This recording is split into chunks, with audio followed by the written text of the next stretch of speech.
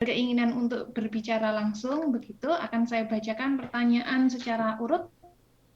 Yang pertama dari Ibu Indarti, bagaimana cara untuk menanamkan nasionalisme kepada siswa sementara mereka sudah tertanam dengan berjelajah ke internet yang banyak mempengaruhi pola pikirnya? Pertanyaan ditujukan kepada Profesor Dr. Haryono. Kepada beliau kami persilahkan. Baik Bu, terima kasih untuk Bu Indarti. Saya pikir apa yang ditanyakan merupakan pertanyaan yang klasik karena setiap generasi umumnya mengukur nasionalisme itu dari zamannya masing-masing. Sehingga kalau kita bicara dengan generasi 45, nasionalis yang baik adalah yang berani perang memanggul senjata. Tapi kalau kita lihat nanti di era sekarang, apakah diaspora yang ada di luar negeri kemudian mampu membangun itu juga tidak nasionalis. Bahkan apa yang barusan disampaikan oleh Prof.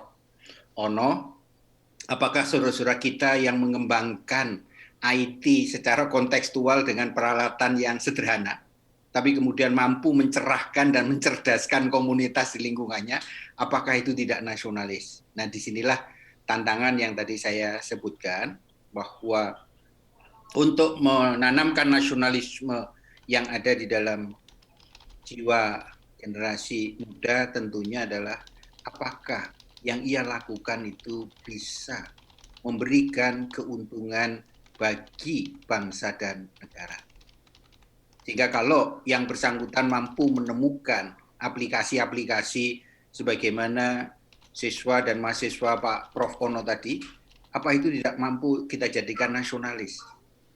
Justru kalau Prof. Ono tadi bicara banyak saudara-saudara atau teman-teman kita, adik-adik kita yang suka jadi konsumen dalam internet, justru oleh Prof. Ono mindset-nya diubah bagaimana mereka mampu menjadi produsen, bukan sekedar konsumen. Ini nasionalis. Sehingga kita seperti yang tadi saya sampaikan, penemuan jati diri kita adalah menyadari kita itu baik secara pribadi maupun sebagai warga negara adalah subjek. Sehingga kita tidak hanya sekedar dibentuk dan diintervensi oleh dunia di luar kita, termasuk dunia digital kita, tapi bagaimana kita berselancar di dunia digital dan kemudian bisa memberikan kontribusi yang positif. Contoh, dengan internet, semuanya atau thing of thing. Jadi all of thing itu segala sesuatunya itu bisa diatasi. Ya contoh sederhana aja. Saya nggak membayangkan seandainya teknologi IT belum berkembang seperti sekarang. Mungkin tidak proses pembelajaran, termasuk webinar ini bisa terjadi. Saya yakin itu tidak bisa dilakukan. Nah, sehingga di sini kami berharap mari kita lihat internet itu dari banyak sisi positifnya, bukan dari sisi negatifnya. Karena kalau kita punya keyakinan diri, kepercayaan diri bahwa kita subjek, di dalam berbagai pepatah mengatakan 10% yang menentukan hidup kita adalah sesuatu yang terjadi di luar diri kita. Tapi 90% yang menentukan eksistensi kita, termasuk keberhasilan kita adalah bagaimana kita merespon, memberikan reaksi terhadap sesuatu yang di luar diri kita tadi. Sehingga mungkin teman-teman yang suka permainan saham, karena sekarang justru anak-anak muda itu sudah suka main dunia digital dan seterusnya. Saya juga terheran ketika 1 bulan yang lalu ada salah satu bank yang relatif kecil itu di bulan ini mampu meningkatkan nilai sahamnya berlipat ganda. Karena setelah saya baca, bank itu menggunakan pendekatan digital dan apa yang tadi juga disampaikan oleh Ibu Prof. Suswandari, itu memakai jejaring. Dia tidak hanya mengembangkan banknya itu semata, tetapi dia jaring dengan komunitas-komunitas tertentu, sehingga di sini potensinya menjadi sangat tinggi, pangsa pasarnya jelas, jejaringnya jelas, dan dunia digital adalah dunia masa depan, maka kalau tidak salah, harga sahamnya sekarang sudah di atas 17.000. Padahal sebelumnya masih di. Ini kan contoh-contoh yang sederhana. Makanya kami berharap mudah-mudahan nanti Pak Prof. Ono Widodo maupun Pak Suswandari masih berkenan mengisi dan mendampingi kita semua. Karena kalau kita nggak melek teknologi, jejaring yang ada, itu jejaring itu justru nyerimpeti kita. Karena kita tidak tahu algoritmanya tadi. Contoh aja, tadi ketika Prof. Ono menjelaskan bahasa komputer, bahasa algoritma, itu bagi kita orang sejarah yang, jangankan yang bahasa algoritma, belajar statistik aja kadang-kadang orang sejarah langsung pusing. Itu kalau tidak dipahami hukum-hukumnya, teori-teorinya, caranya kita bisa tersesat. Jadi sudah nggak tertarik sebelumnya. Maka networking di sini, jejaring di sini, harus kita buat seperti kita pemain laba-labanya. Jangan kita jadi kupu-kupu atau serangganya. Karena ketika ada jejaring, oleh laba-laba bisa digunakan untuk menangkap lawan, tapi kalau kita jadi kupu-kupu atau serangga, kita justru dijaring oleh jejaring itu sendiri. Nah, disinilah peran aktif untuk menemukan jati diri itu menjadi sangat penting. Dan ini sangat terkait dengan pertanyaan kedua, kalau diperbolehkan Bu Lutfiah, saya sekaligus jawab. Monggo, Prof.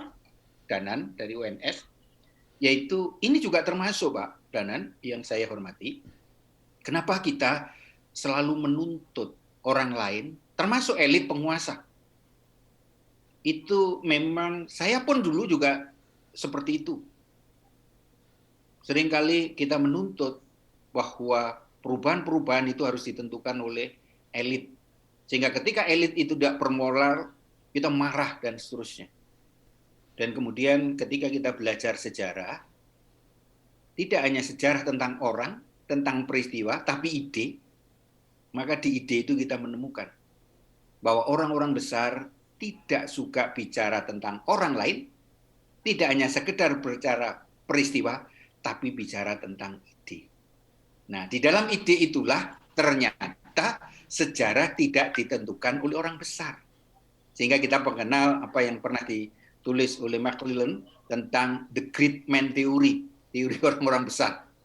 Coba, apakah jejaringnya Pak Ono Purbo yang ada di Papua, di daerah-daerah tadi, itu masuk di buku sejarah? Tidak.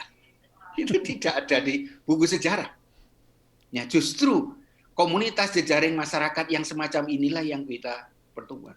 Yang kedua, kita berikan contoh, baik itu generasi 66 maupun 98, adalah orang-orang muda yang idealis, yang awalnya mengecam elit-elit yang dianggap korup dan seterusnya. Tapi setelah berkuasa, atau minimal dia masuk di dalam jejaring kekuasaan, banyak di antara mereka yang kebanyakan korupsi. Nah, ini artinya apa? Kenapa di dalam proses belajar sejarah tidak kita kenalkan ide? Yang di dalam Aquarian Theory disebutkan, before we change the world, we have to change ourselves.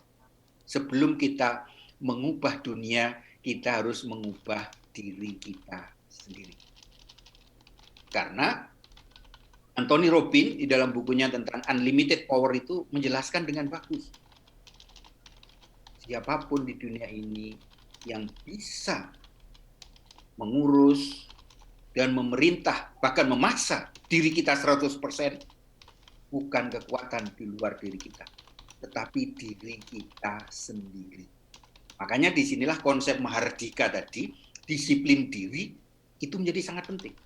Saya tidak bayangkan, andai kata Pak Ono Purbo memberikan materi perkuliahnya dengan bahasa algoritma, yang masuk itu adalah mahasiswa jurusan sejarah, kira-kira kalau sekali tes langsung lulus tidak. Karena di situ masih harus banyak belajar. Tapi Pak Ono memberikan ruang bahwa belajar itu bukan semata-mata sekali tes lulus, tetapi ada proses yang antara orang yang satu dengan yang lain itu berbeda-beda cara mendekatinya dan waktu yang dibutuhkan. Nah, di sini kan menarik.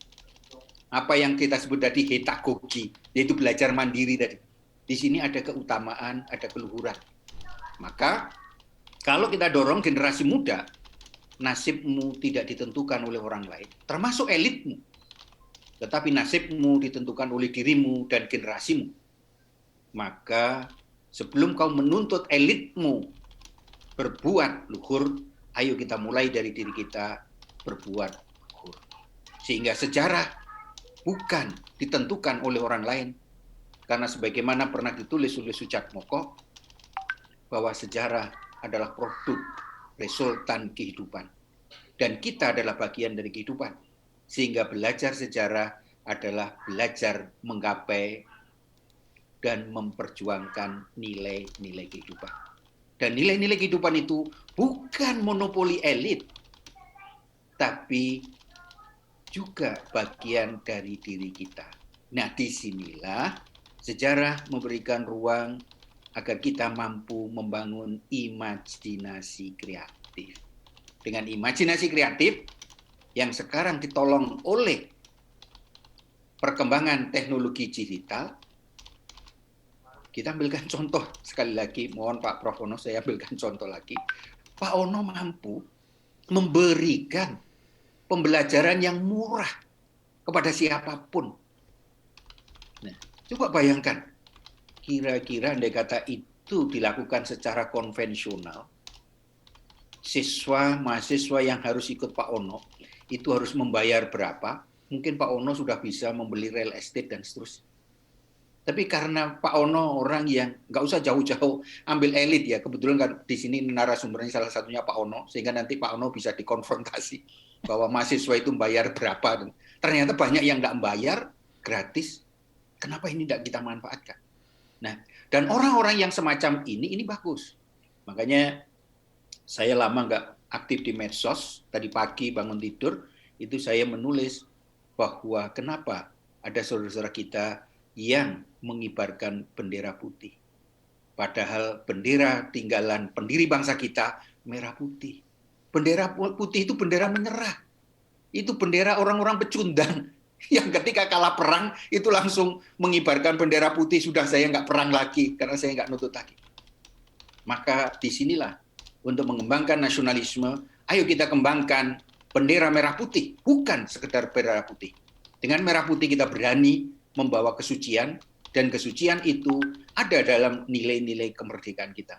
Sehingga nilai-nilai luhur itu ada di pundak kita semua. Sehingga nasib diri kita, nasib bangsa kita, dan nasib peradaban dunia tidak semata-mata ditentukan oleh orang lain. Siapa tahu nanti banyak generasi muda anak-anak kita 5-10 tahun yang lagi yang mampu terinspirasi oleh ide-ide dalam webinar ini, sehingga mereka justru mampu memberi pelajaran pada generasi yang lebih tua, termasuk pembelajaran moralnya. Sehingga dengan demikian peran pendidik sejarah menjadikan mahasiswa bukan sekedar objek sejarah atau pengagum sejarah, tapi bagaimana mereka mampu menjadi subjek sejarah sehingga dia mampu menjadi inovator dan pelopor perubahan.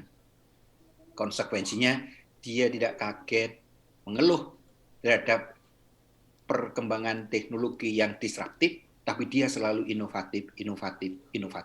Itulah kejayaan Indonesia yang tadi disampaikan oleh Ibu Prof. Sutarwati, Suswandari maupun Pak Ono.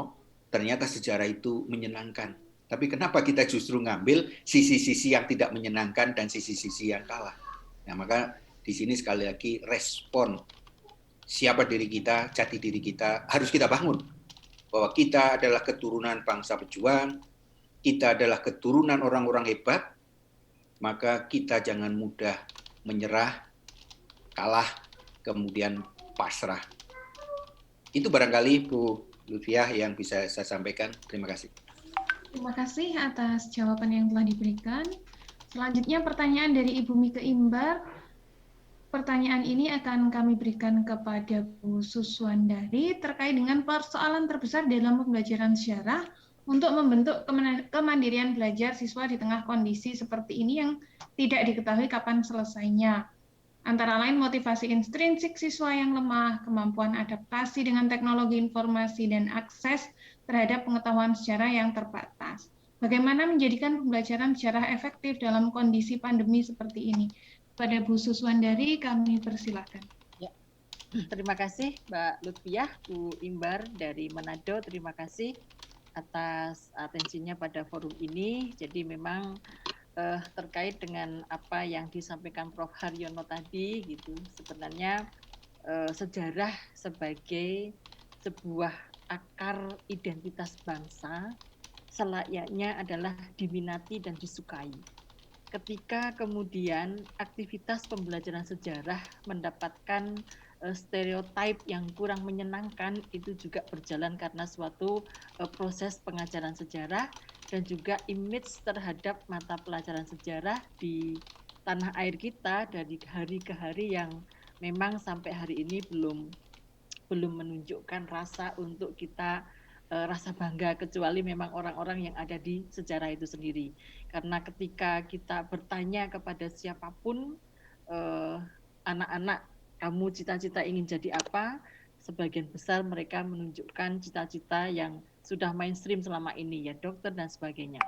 Nah, kemudian terkait dengan persoalan pembelajaran sejarah di era saat ini, sebagaimana yang disampaikan oleh Ibu Meike Imbar dari Manado, bahwa memang efektivitas proses pengajaran ini ada beberapa skala yang kita perlu perhatikan juga terkait dengan untuk mengukur efektivitas itu.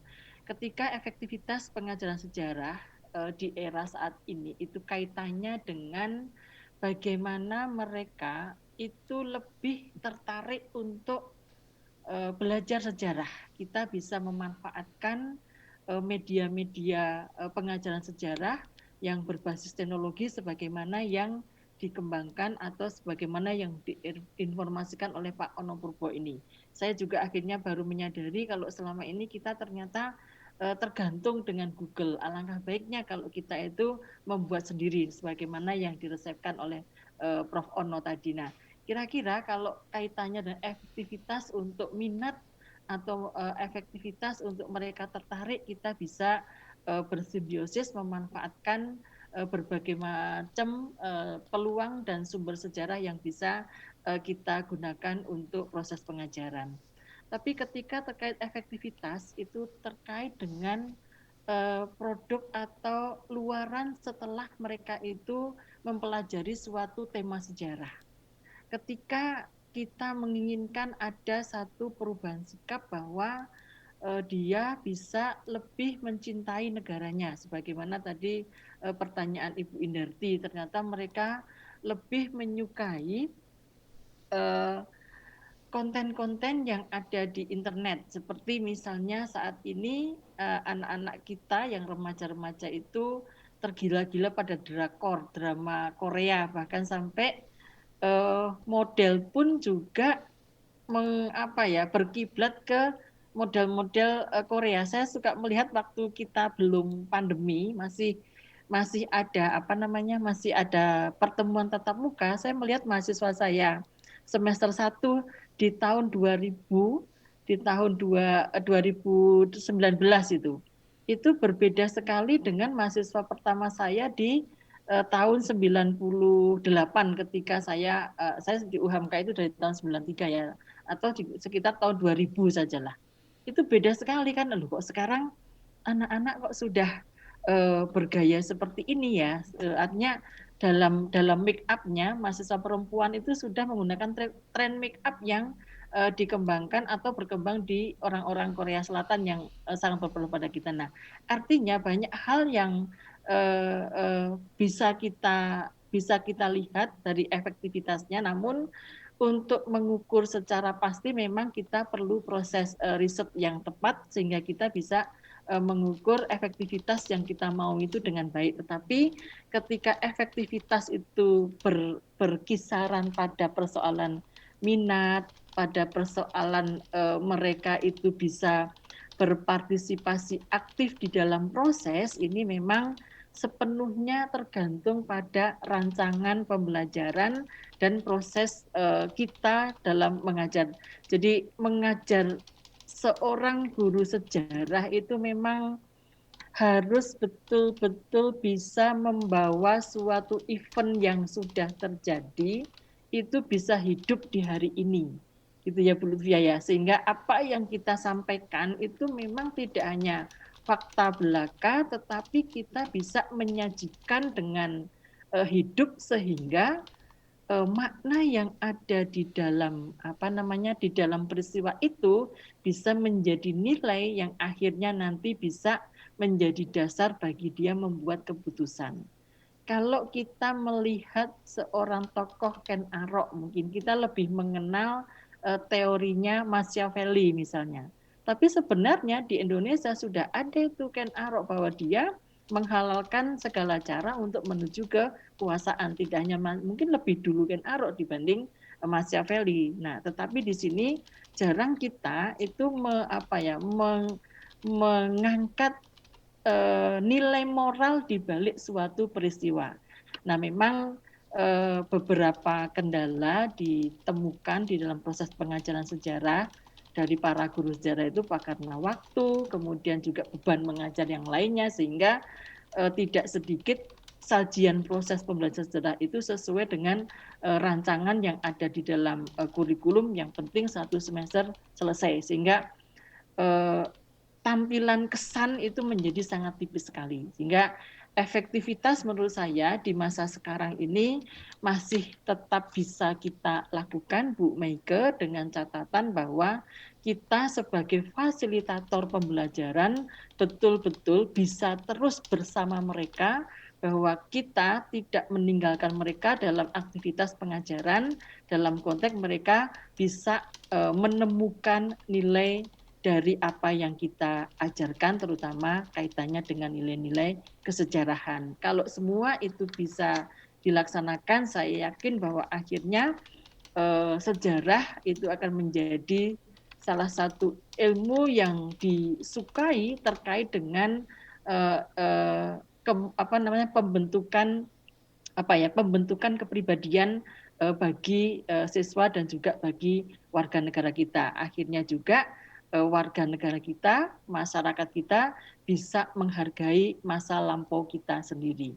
Karena sekarang kita juga sering melihat sedih juga ya, terutama di Jakarta. Ini Bu Lutfiah, kalau kita ke arah Jakarta Utara, itu ada bekas gedung VOC yang kalau kita kunjung itu ya tidak seperti yang kita bayangkan, lingkungannya juga kurang nyaman, padahal di wilayah sana itu sering sekali dikunjungi oleh turis-turis Belanda, karena orang-orang Belanda ini memiliki keterikatan masa lalu dengan hal-hal yang ada di zaman VOC pada saat itu. Jadi banyak situs-situs sejarah kita yang belum dirawat dengan baik. Nah, ini memerlukan suatu perjuangan bersama-sama yang akhirnya kita bisa menjadikan sejarah sebagai bagian dari kebanggaan kita, sebagai masa lampau kita, sebagai sesuatu yang sangat ternilai harganya. Banyak peninggalan yang seperti yang sudah terkenal, Candi Borobudur. Akhir-akhir ini di Jawa Timur juga ditemukan penggalian-penggalian baru, situs-situs baru. Nah, barangkali ini perlu kita bekerja sama untuk kemudian kita bisa menyajikan sebuah pengajaran sejarah yang efektif, dengan tujuan akhirnya adalah tumbuhnya kesadaran kesejarahan, dan ujungnya adalah mencintai sejarahnya sendiri dan tumbuhnya kuatnya rasa nasionalisme kita. Dan memang perlu banyak strategi yang perlu kita lakukan oleh guru, yang kadang-kadang strategi ini jauh dari teori yang ada, tetapi itulah yang perlu kita lakukan dalam rangka kita selalu punya rasa bangga terhadap ilmu sejarah dan juga pengajaran sejarah kita untuk bisa berkontribusi besar dalam penguatan rasa nasionalisme dan identitas kita. Saya kira itu Bu Lutfiah. Terima kasih. Terima kasih atas jawaban yang diberikan. Pertanyaan selanjutnya untuk Prof. Ono, meskipun tadi beberapa sudah dijawab lewat chat, ya, ini dari saudari Rika Inggit UIN Malang. Pertanyaannya, bagaimana pendapat Prof. Ono perihal penyalinan karya-karya di dunia maya, seperti penyebarluasan e-book di berbagai platform, fotokopi buku-buku paket, scan book chapter, dan sebagainya? Apakah ini etis? Apakah proses imitasi, ATM, amati, tiru, modifikasi, dan difusi budaya yang sudah sangat mengakar begitu ya Pak di berbagai subkultur dunia berlawanan dengan perkembangan hukum kekayaan intelektual seperti itu. Dan Saudari Rika menyatakan bahwa terus terang beliaunya sepakat dengan kerja-kerja penyalinan sebagaimana diungkapkan oleh Markus pun menyatakan bahwa memuliakan penyalinan. Nah, ini mohon pencerahan terkait hal ini. Dipersilahkan. Terima kasih. Iya, itu pertanyaan belum sempat saya jawab. Soalnya susah jawabnya, di chatting panjang ya. Tapi poinnya gini lah. Eh kalau kita nyalin terus udah gitu tidak ngasih apa ya, berterima kasih atau memberi acknowledge pada sumber, nah itu tidak etis jelas. Jadi yang tidak etis adalah kalau kita nyuri sih sebenarnya. Tapi kalau kita nyalin dan kemudian kita kasih referensi, ini bukan saya yang nulis loh, ini sumbernya ini loh, ini nggak masalah saya. Jadi etis kalau kita ngasih acknowledge. Kalau kita nyolong dan itu mengklaim itu adalah karya saya, nah itu tidak etis. Kira-kira itu aja sih. Dan itu ini jujur ya, saya banyak ngajarin mahasiswa saya buat nulis buku, nulis paper jurnal dan sebagainya. Masalah yang paling besar adalah tadi acknowledgement tadi. Jadi waktu nulis buku seringkali mereka kepentok, stuck. Ini saya nulisnya dari mana ya? Saya bilang gini aja, coba kamu baca buku yang ada, yang bahasa Inggris atau bahasa Indonesia, ambil, terus ditulis ulang, tapi kasih referensi bahwa ini sumbernya dari mana, itu aja sih. Jadi harus kasih acknowledge aja sih, jadi etis lagi. Gitu. Dan jujur beberapa buku boleh di-copy loh. Jadi kalau kita nyari lisensi ada yang namanya Creative Commons License, itu boleh di-copy free. Saya termasuk aliran yang monggo di-copy semua ilmu saya. Saya termasuk aliran gitu. Dan ternyata nggak membuat saya miskin tuh gitu, malah membuat pahalanya lebih banyak gitu. Rezeki insya Allah ngalir juga. Memang nggak akan sekaya jutawan, miliarder enggak sih, tapi insya Allah aman gitu. Terima kasih atas jawaban yang diberikan. Satu lagi pertanyaan via chat sebelum kami mempersilahkan Bapak Ibu yang sudah raise hand. Untuk Profesor Haryono, apakah dalam kurikulum Merdeka Belajar memungkinkan siswa SMA membaca referensi atau narasi yang sama sekali berbeda dari narasi umum atau narasi besar?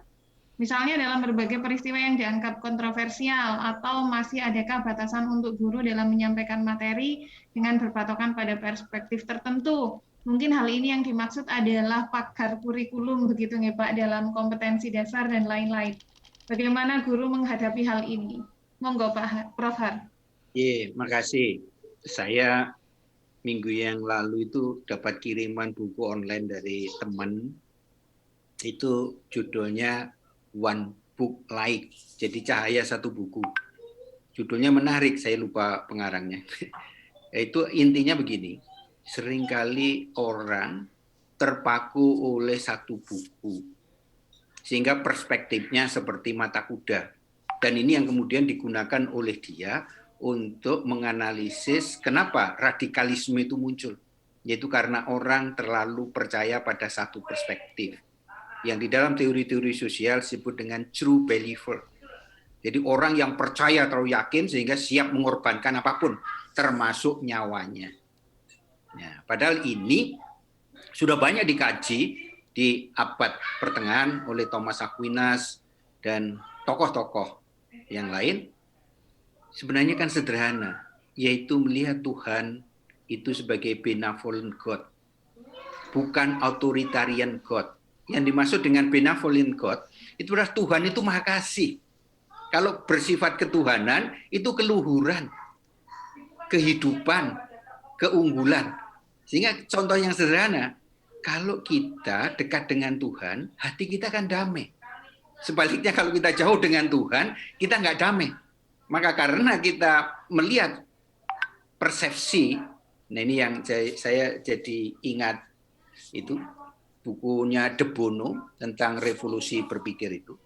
Cara berpikir orang sangat ditentukan oleh persepsi, yang di dalam dunia keilmuan disebut dengan asumsi. Nah, kaitannya dengan sila pertama ketuhanan tadi apa?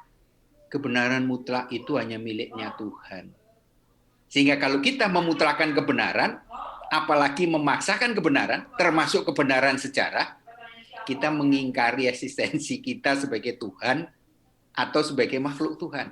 Nah, inilah yang oleh Yuval Noah Harari dalam bukunya Homo Deus itu, justru sekarang banyak orang yang memposisikan dirinya sebagai Tuhan. Sehingga setiap apa yang berbeda dengan dirinya dianggap salah.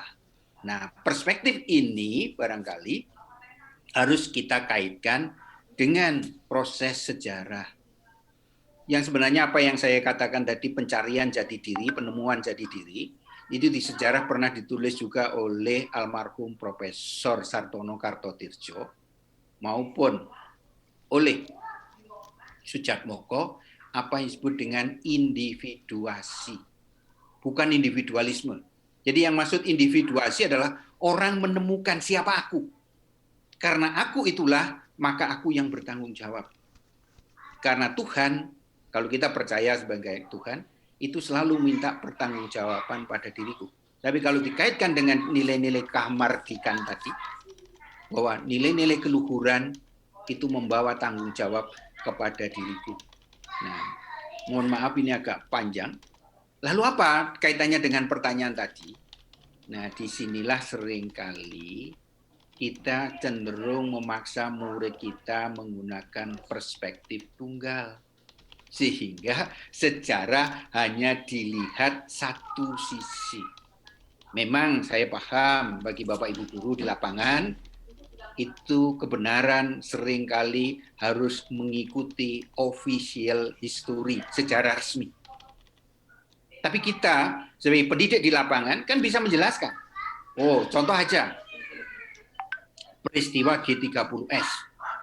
Itu kan bukunya sangat beragam. Apakah Soekarno terlibat, apa Soeharto terlibat, apa Aidit terlibat, apakah Amerika atau Cina, dan seterusnya. Kita barangkali bisa membuka cakrawala kepada anak-anak kita. Justru disitulah kamu baca semua buku tentang G30S, nanti kamu masuk jurusan sejarah, kamu teliti melalui sumber-sumber primer, dokumen yang benar itu mana. Supaya kamu nanti tidak hanya berbeda pendapat dengan pihak lain, tapi kamu bisa menjelaskan peristiwa yang berbeda itu secara logis sekaligus empiris. Nah ini kan kita sendiri menjadi bijak, bukan sekedar menempatkan ini benar atau tidak. Karena sebagai orang sejarawan kita tahu, tidak hanya kita, ilmuwan alam saja sampai dengan abad 17 masih percaya dengan teorinya Ptolemeus. Sehingga teori Kopernikus itu dianggap salah. Nih, coba aja kita lihat, Spanyol dan Portugis dulu kan membagi wilayah, itu satu berangkat ke barat, satu berangkat ke timur. Dilalah kersane ngalah, ketemu di Maluku. Sehingga perjanjian Tordesillas itu kan menimbulkan Spanyol dan Portugis perang. Maka itu bisa diselesaikan dengan perjanjian Saragossa. Orang-orang Spanyol menguasai Filipina, orang-orang Portugis tetap berada di Maluku dan seterusnya. Ini kan contoh asumsi-asumsi yang sifatnya alamiah saja bisa berubah, apalagi asumsi sejarah. Dan tadi saya katakan sejarah adalah perubahan. Justru disinilah makna yang harus kita ambil apa? Pengalaman saya waktu saya masih S1, Telkom itu hanya dimiliki orang kaya.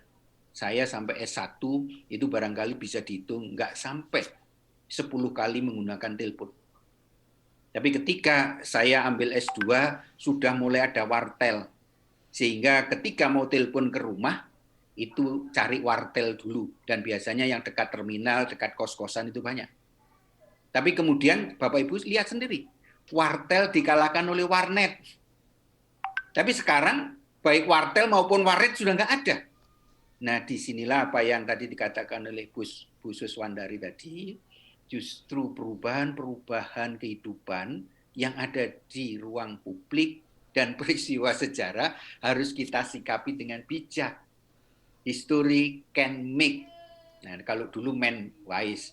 Kalau sekarang ngomong when wise itu diprotes oleh Bu Lutfia maupun Bu Suswandari dari gender seolah-olah yang wise hanya men saja, woman tidak. Jadi sejarah dapat membuat people wise. Jadi setiap orang itu bijak. Nah sekarang kalau kita memaksakan satu perspektif, guru sejarah itu bijak nggak? Nah, disinilah diperlukan kepiawaian kita. Karena sangat mungkin, saya ambilkan contoh ya, terbuka saja.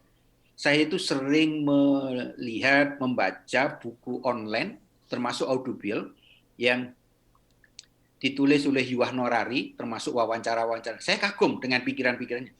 Tapi saya juga harus selektif. Saya tidak cocok dengan dia, karena dia punya suami. Gitu. Nah, kan itu kan pilihan moral gitu. Nah, makanya di sini justru adik-adik kita harus kita bisa belajar dari manapun, baik Israel, Cina, Amerika, Jepang, atau Timur Tengah, tetapi kembali kepada diri kita, siapa diri kita, dan akan kita lakukan.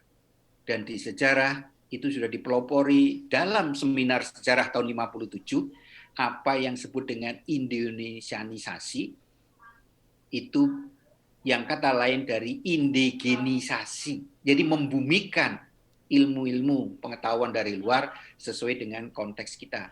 Yang tadi oleh Bu Suswandari katakan, maupun Pak Ono sebut dengan kontekstualisasi. Jadi kontekstualisasi bukan sekedar harus dikaitkan dengan materi sejarah yang lain, tapi juga perspektif-perspektif yang perlu kita kembangkan bersama. Dengan demikian apa? Kita nggak kaget kalau ada perbedaan.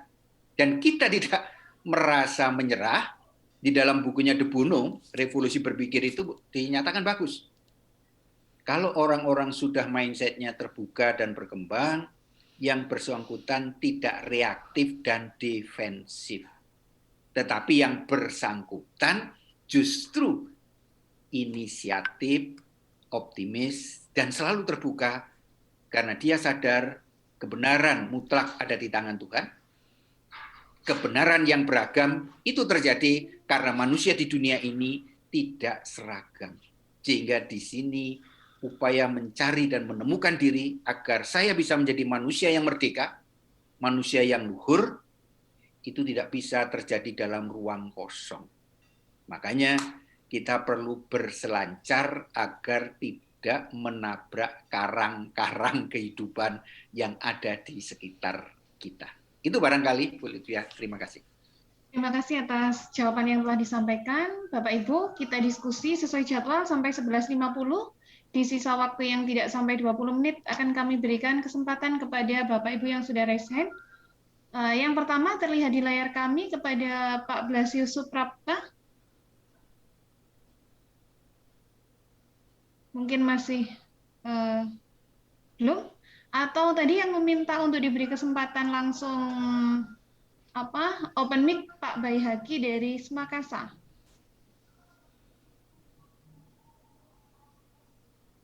Apakah masih bergabung?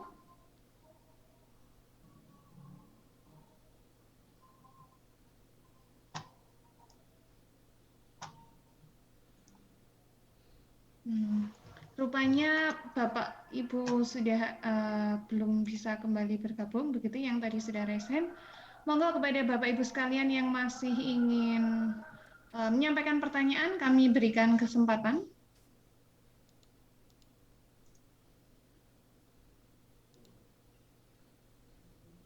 Ternyata sudah tidak ada, nggih. Alhamdulillah acara sudah selesai. Menarik sekali pembahasan seminar kali ini terkait dengan Merdeka Belajar, begitu yang merupakan program pemerintah. Dan meskipun kita berjalan masih harus sambil meraba-raba tentang implementasinya, bagaimanapun kita harus menerapkannya sebagai bentuk partisipasi mendukung program pemerintah. Dan tentu saja hal ini seperti yang telah disampaikan oleh para pemateri, baik dari Profesor Haryono, Profesor Suswandari, dan Profesor Ono, kita membutuhkan campur tangan banyak pihak, begitu selain dari pemegang kebijakan, juga para praktisi, kemudian ilmuwan, sejarawan, dan juga ahli IT seperti Prof. Ono. Semoga apa yang telah kita bahas pada pagi sampai siang ini bermanfaat dan kelak menjadikan jalan bagi terbukanya inovasi-inovasi baru dalam pelaksanaan pembelajaran sejarah pada kurikulum Merdeka Belajar. Dan saya sebagai moderator memohon maaf apabila ada hal-hal yang kurang berkenan. Saya kembalikan kepada MC, kepada Mbak Irma, dipersilakan. Baik, terima kasih Bu Lutfia, terima kasih para pemateri atas materinya yang sangat luar biasa begitu kan, menambah pengetahuan baru khususnya untuk saya dan teman-teman mungkin yang hadir di sini dari awal hingga akhir. Tidak terasa kita sudah sampai di penghujung acara. Berakhirlah sudah rangkaian acara pada hari ini. Terima kasih kepada seluruh hadirin yang telah berkenan hadir. Terima kasih kepada Bu Lutfia Ayundasari yang sudah menjadi moderator kami pada acara ini. Lebih-lebih kami ucapkan terima kasih kepada Prof. Haryono, Prof. Suswandari, Prof. Ono yang telah memberikan materi dengan sangat baik dan dengan sangat jelas mengenai transformasi pembelajaran sejarah dalam kurikulum kemerdekaan belajar. Kami segenap panitia pelaksana memohon maaf apabila ada